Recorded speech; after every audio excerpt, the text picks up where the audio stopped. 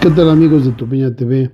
Pues causó alerta en el ambiente taurino la declaración de Claudia Sheinbaum, presidente de México, cuando se refirió a la tauromaquia y la posibilidad de legislar sobre las corridas de toros. Utilizó un término que vale la pena conocer. Habló y preguntó, ¿se les considera sentientes a los animales? No es un término de ella, es un término que ha estado muy utilizado por muchas personas, ambientalistas, no ambientalistas o animalistas, no animalistas, que habrá que entender. Voy a utilizar la estructura del pensamiento de Aristóteles para darnos idea de a qué se está refiriendo este término de sentiente. Gramaticalmente es un participio, pero ojalá en este momento nos dé espacio a hacerlo. Aristóteles habla de la estructura del ánima, o sea, de los seres vivos, seres animados o alma en español, y habla de tres tipos de alma o animación.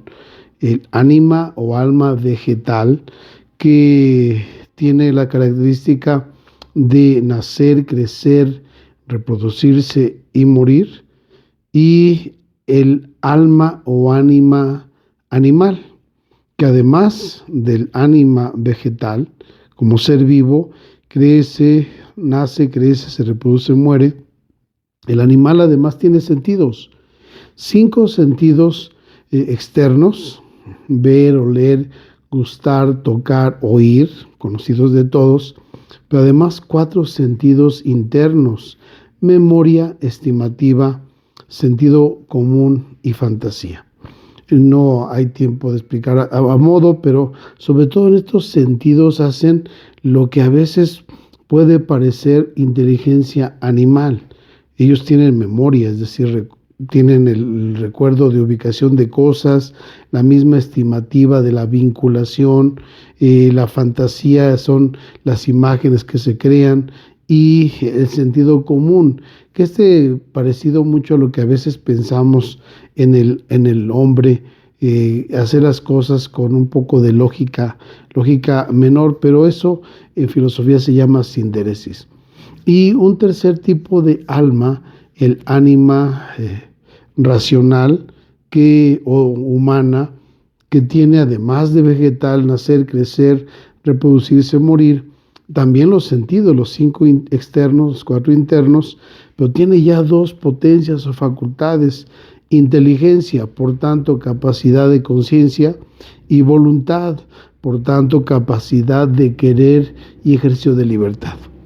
Ahí es donde viene una confusión, porque el animal es sentiente no porque tenga sentimientos racionales y de voluntariedad, sino porque tiene sentidos. Y ahí se llama ejercicio de sentidos, por tanto sentiente. Mientras que quien hace ejercicio intelectual o inteligente tiene conciencia, es decir, con conocimiento. ¿En dónde se diferencia? El animal sí, obviamente siente, sufre, se duele, tiene miedo, pero no sabe que sufre, que siente, o no sabe que muere. Esa es la diferencia entre sentiente, con sentidos, y conciencia, con conocimientos intelectuales y por tanto capacidad de voluntad. Y en ello, pues obviamente la libertad, que es la capacidad de autodeterminarse, cosa que ningún animal tiene.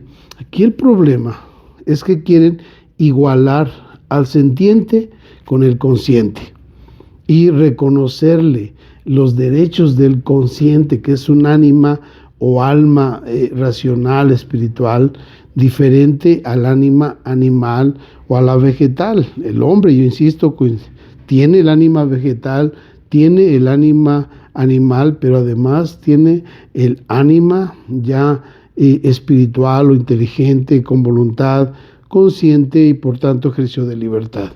Eso es importantísimo tenerlo en cuenta, porque al querer equiparar sentiente con consciente, quieren reconocerle derechos al sentiente que no tiene, porque son exclusivos del consciente, de aquel que tiene conocimiento y que puede determinarse, puede reafirmarse. El hombre sí sabe que siente y sabe que sufre, sabe que muere y tiene esa capacidad de hacer o no hacer, de hacer de una manera u otra, distinta al actuar animal, que no hay otro modo de actuar que el que tiene su propio instinto de naturaleza. Por eso el toro bravo va a la puya y no se retracta o reflexiona o piensa o se autodetermina libremente para no hacerlo. No puede no hacerlo.